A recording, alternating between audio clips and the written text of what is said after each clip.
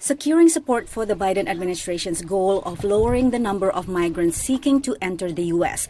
That is the purpose of Vice President Kamala Harris's trip to Guatemala and Mexico beginning Sunday, particularly migrants from the Northern Triangle countries, Honduras, El Salvador, and Guatemala. It will be her first foreign trip as vice president. I'll be meeting at the front leg of the trip with the president of Guatemala, and we have a lot to discuss. It is about what we need to do and can do together to both support the folks who need help in terms of hunger, the economic development piece, the extreme weather, and the impact that has had on their economy. But it's also about having very frank and honest conversations about the need to address corruption, to address crime, violence.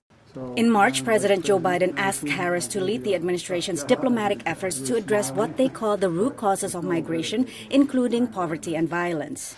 If you deal with the problems in country, it benefits everyone. It benefits us, it benefits the people, it grows the economies there.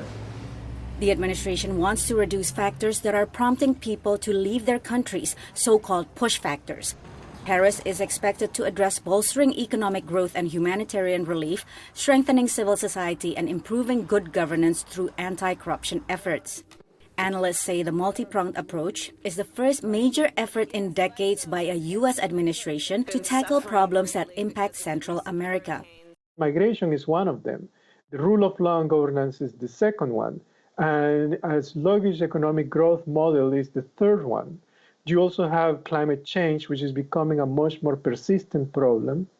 And so, those issues have to be tackled one by one, systematically at the same time, but they are all connected.